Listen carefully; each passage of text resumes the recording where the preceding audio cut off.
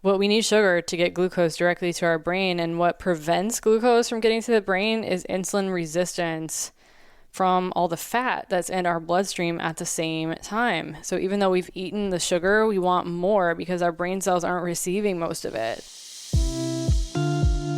Welcome to the Misdiagnosed Podcast, where we uncover the truth about all things mental health, from what's really causing mental illness symptoms to why the industry of psychiatry and big pharma don't seem all that interested in helping people heal. This show will get your hands dirty so you can know the truth and live free. I'm your host, Caitlin Pyle, and I've healed from multiple mental illness symptoms, including bipolar disorder, ADHD, OCD, clinical depression, extreme anxiety, and PTSD. Psychiatrists almost ruined my life, but I live to tell about it, and I'm sharing it all here on this show. Join us as we explore how to spot the lies the mental health industry tries to sell us. What's up, everybody? Welcome back to the Misdiagnosed Podcast. It's been a hot minute. It is the middle of the Florida summer. I'm recording this on Thursday, July 20th, so you're probably listening to it a few weeks after that. Just been working on getting the house ready for rental. My van is almost done. In fact, I should be able to fly up there in about a week and a half to get it. And just super excited. I've been spending a lot of time planning that and resting a lot.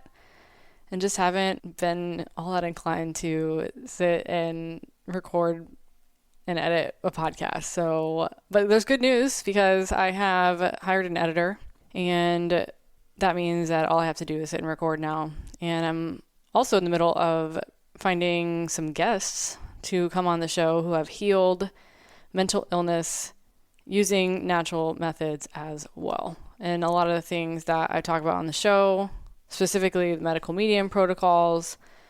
I've met some other people who have also healed various mental illness symptoms, just like me, using these protocols.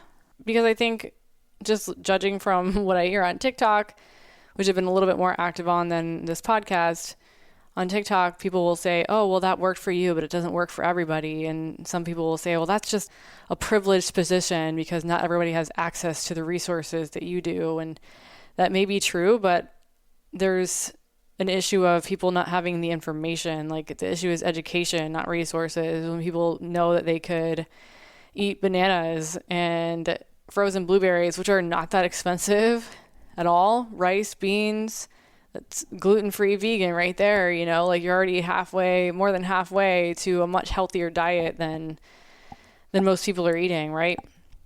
So if you've ever been to Aldi, you know that it's not expensive to eat healthy food, and they have a lot more healthy stuff these days. They've improved a lot. So yeah, it's really about education, which ultimately is why I'm here, you know, to share my story and to share other people's stories. And that's why I'm going to be branching off into doing more interviews along with solo episodes. And who knows what's going to happen to the podcast when I'm in the van. I might be pivoting the whole show entirely to be more, you know, let's talk about anything like spiritual growth, defecting from Christianity, right? At least mainstream Christianity, which is the Christianity I grew up in, you know, and recovering from the trauma and toxic messaging. Yeah, like if you're depressed, it's because you're not following God and all that kind of stuff. Like, who knows? There's so many different things that I could be talking about. And I'm excited to see where it goes. Yeah, so I'm going to pick up with, we were talking about addiction in the last episode. I want to go ahead and finish that topic because the last part of Your Addicted Brain in the Medical Medium Brain Saver book talks about sugar addiction. And a lot of people, I was even on Reddit this morning reading how people had quit alcohol, which we're going to be talking about alcohol in the near future. There's a whole chapter. It's a short chapter, but it's not for the faint of heart chapter on alcohol in this book with a lot of really important information that I want to summarize and share for the listeners of this podcast that it could really change your life. Because up until this point, I want to say I had a drink the last time maybe a month and a half ago, and I never feel good after I drink. I can maybe feel what I think of as good while I'm drinking, but then afterwards I always wonder, like, why did I drink, you know? So yeah, and what most people call sugar addiction is not actually an addiction technically. It is in a different category from other very addictive substances like nicotine, MSG, and caffeine. And sugar is different from these substances. MSG, nicotine, caffeine, our brains and our bodies don't need those, right? But sugar, also known as glucose, is essential. Our brains and bodies absolutely require it. While processed sugar is not ideal, right? There's a difference between, a bag of just little Dixie crystal sugar and the sugar you find in fruit, for example. We don't turn to sugar for adrenaline the same way we turn to other addictive substances for the adrenaline they trigger. And that's the main reason why drugs are so addictive, is because they make us feel good. And why we feel good is adrenaline, right? And we haven't done the episode on caffeine yet, but it's coming, I promise. I was tempted to skip the last part of this chapter, but it's so important. And we've got a couple other little mini chapters coming before we get into caffeine and alcohol. To me, it's important that we go in order because there's information that is important in these chapters that will help the chapters on caffeine and alcohol make the most sense. So as excited as I am to get into that, I think it's wise to make sure we have all the foundational information. So yeah, I think I've mentioned on the show before that the reason why a lot of pharmaceutical drugs seem to feel good and seem to help is because the manufacturers add caffeine. And that gives the illusion that they're helping. And there's a lot of people who are out there who are, diehard caffeine people that because it makes them feel good, they believe it's good for them. And interestingly enough, ice baths that are all the rage right now, the reason that they feel good is because they cause your body to release adrenaline in the same way caffeine does. So, yeah, adrenaline can be really bad it's meant to be good for your body and reserved for, fight or flight circumstances, but it can be corrosive to our systems. Yeah. What we need sugar to get glucose directly to our brain, and what prevents glucose from getting to the brain is insulin resistance from all the fat that's in our bloodstream at the same time. So even though we've eaten the sugar, we want more because our brain cells aren't receiving most of it. And that's why it can be really hard to practice moderation around processed sugar and refined carbs like white bread, because it just is not getting into our cells. It can't. There's too much fat. And I've said before that high protein diets are also high fat diets. And that's all the rage right now is you need tons and tons of protein. And for diabetics, for example, eat tons of protein and keep your sugars down. Don't eat carbs, because they're saying they look in the blood and they see all this sugar still in the blood. But the reason it can't get into the cells is because of all the fat. So if you reduce the fat, then the sugar can get into the cells and you don't have a high blood sugar anymore. So that's another thing I learned from Anthony that blew my mind. And if you want to learn more about that, then you're going to want to check out the Liver Rescue book, which talks more about diabetes and the whole process behind what causes that. Yeah, so what's important to know here is that processed sugar addiction, or being fixated on it, can perpetuate addiction of any other kind, whether that's in the form of other food addictions or maybe dependency on prescription medications, usually medications for depression, anxiety, ADHD, or bipolar disorder. Now, why is that? We often find ourselves with a sugar addiction in part because we're trying to treat ourselves, And it's not in the sense of giving ourselves a treat, but in the sense of treatment, right? We're trying to treat ourselves. We're subconsciously trying to self-medicate because of the lack of glucose and glycogen storage in our brain. If we really want to find relief from impulsivity around processed sugar, we can actively address our brain's glucose and glycogen deficit by lowering the fat in our diet. So we'll bring in foods that are rich in bioavailable glucose, like fruit, right? You don't need to be afraid of fruit. We're replacing the fat with fruit, supporting our brain with other practices and protocols, many of which you can find in the medical medium books, right? If you don't know, I reference these books heavily for these episodes. I literally have the book open in front of me. I've got gajillions of highlights and I go through it chapter by chapter. So people who are on the go, they don't have time to sit and read a 600-page book, I can help with that. So yeah, and you may have heard in the news that addiction has been linked to our genes, right? We look at long family lines of addiction that is just rampant throughout generations, and that's why it seems to make sense that addiction is in our genes. But even if addiction doesn't follow a linear path through a family, we're still told it's genetic, right? Everything is blamed on our genes. So much mental illness is blamed on our genes, right? But there's a difference between something being hereditary and something being actually in your genes. And I think I've said before, like, you can't look in your genes and say, ooh, there's bipolar disorder. Like, it's not like that at all. And there's things like epigenetics, right? Things that are out now in mainstream science. It's becoming more mainstream anyway, that is proving that there are things that can turn on and off gene responses. So we're not just stuck with what we have, right? Nothing's static in the world of health at all. So if your grandpa had a drinking problem, just as an example, and any other family member happens to develop an addiction as well, you might hear from people like, oh, you just inherited that gene from grandpa. And someone might ask you if it's genetic. Well, how come mom doesn't struggle with that and I do? Right? And then we get told, oh, it just skips a generation, right? And all of that's just bullshit. Like, it's just bullshit. And it's because we're not aware of the true underlying causes of addiction. And it can just make it seem really simple to just be told that it's inherited, right? It's not this simple. You know, I've been addicted to stuff before and it's not genetic. I'm not addicted anymore. There have been people in my family who've been addicted to stuff, and I know it's not based on like a family thing. We're told it's genetic because it's really easy to swallow though, but genes are not the answer when it comes to addiction. The reason that addiction seems to be genetic though is that addiction can indeed show up generation after generation because there's family members that have experienced a lot of the same nutritional deficiencies and emotional upheavals because they've had common circumstances, right? Another reason is that they were exposed to the same toxic heavy metals, which we've talked about on the show extensively. And maybe they've been exposed to other type of brain betrayers, as Anthony calls them, due to a lot of the common circumstances shared among families. Maybe they followed the same patterns of early caffeine exposure, or maybe the same toxic heavy metals and contaminants were passed down through their bloodline, right? So there's a difference between something being hereditary and passed down and it being, quote unquote, in your genes.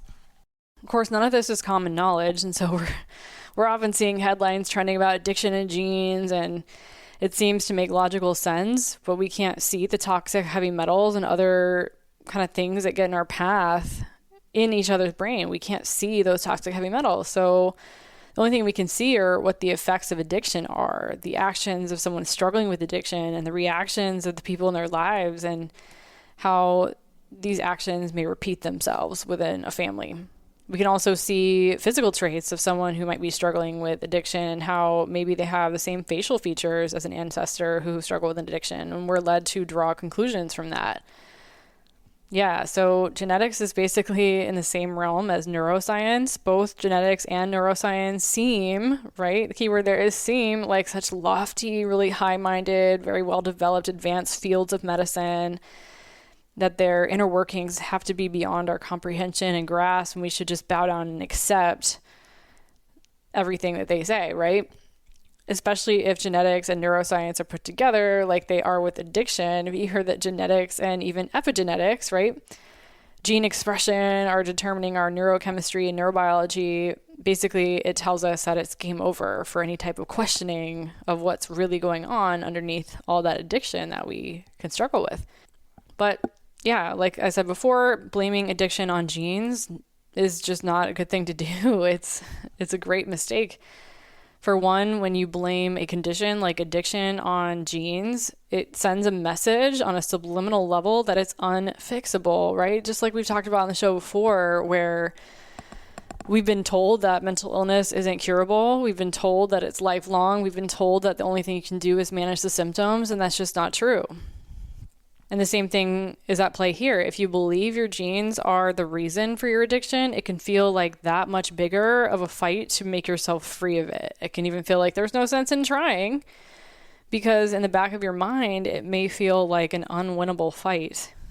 If we follow the theory that genes are responsible for addiction, then What does that theory have to say about how we fix our genes and get rid of the addiction problem? Right? It basically says that we don't fix our addiction problem. We just have to deal with it, right? It's one of the greatest shortcomings of blaming addiction on genes. Your genes always win, and that's just not true. So there's another limitation of blaming addiction on genetics, and that is that it can be an excuse to keep an addiction, to just give in to it. So you might say, I'm going to keep smoking, or I'm going to keep drinking because the doctor says it's in my genes, right? It's basically why people are like, oh, well, I'm just bipolar, or I'm just ADHD, and they attach themselves to the identity of it. Not to mention that when we blame addiction on genes, what we're also doing is invalidating our emotional injuries, abuse, struggles, and hardships. So we say to ourselves, it's not why I have this addiction problem. We dismiss it, even though it may have played a very big role. When we're told it's all in our genes, it can make us doubt ourselves and doubt the validity of the trauma we may have come up against and how that could have been a very big player in us becoming addicted to something. So when we hear terms like genetic switches, it can sound like definitive science, right? Science is always making up stuff, especially medical science. They're always making up stuff to make it sound believable and credible because they don't want to be discredited because it's a huge industry, right? Turning genes on and off is actually still a theory, and there's no proven science to date that shows any of this happening or causing any kinds of issues. It's not like scientists have some window into a person's genes where they can watch the genes being switched on and cause an addiction. It's just not possible. There's no proof of this yet. Science hasn't even proven that there's a possibility for genes to simply be switched into gear or for gene changes to match the circumstances that are occurring. It's an interesting theory, of course. Like, what if genes could be just activated or turned on? But it's just a theory. When it comes to genes and addiction, no matter what terminology is applied, it's all theory. And we have to be careful about theories that get through the ether with no real substantiation, no legitimate studies behind them. Often what occurs with genetic studies is that once there's a study on a gene, theories evolve that have nothing to do with the study itself. The study gets cited even though it's completely unrelated to the theory that someone else is proposing, other than the mere fact that both have to do with our genes. Billions of dollars go into genetic research, and the belief, that's very important to highlight, is that it's a belief that the purpose of the study of genetics is to fix our problems and try to help people with their diseases. It's quite the opposite. Classified medical science is purposely using the studies of genes to find ways to worsen our lives and health conditions so that the industry can profit. They're doing it in mental health. It's not just in mental health either. It's all over. Even if the individuals studying genes within the publicly known medical industry have the purest intentions, their work is being used against them. Genetic research isn't about helping others or unlocking our genes or bettering people's lives. And the medical industry, the classified medical industry anyway, hasn't accomplished it yet, but genetic research is ultimately about a thirst to use genes to find ways to control us. So remember, we got to keep our wits about us when you hear assumptions and theories that even seem scientific, like addiction is all in your genes, because if addiction is blamed on genes, then the very fiber of someone's being can be blamed as the source of the problem, and the publicly known medical industry doesn't have to look further for answers and risk exposing what the classified medical industry doesn't wish to expose. So what's behind our addictive nature anyway? It's not because we're flawed or just wired wrong, right? Which is what we're told often when we go to a psychiatrist, right? We're just wired wrong. They have no proof of that, but we believe it, right? So many of us believed it. Not all addictions are unhealthy, right? Living life to its fullest potential. Maybe you have dreams and aspirations and visions of what you're searching for in life. You have love and joy and happiness. This all can be addictive too. Even the simplicities of being alive, watching the sunrise, watching the sunset, taking walks, all those things can be addicted. We can really become addicted to very healthy practices.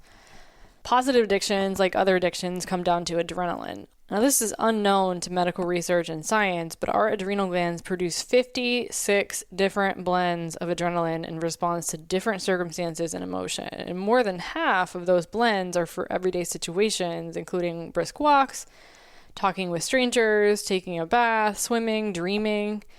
The release of these adrenaline blends can provide pleasant sensations that we want to feel again, which is how a beneficial addiction to a good night's sleep, a healthy hobby, or being in the outdoors can take shape.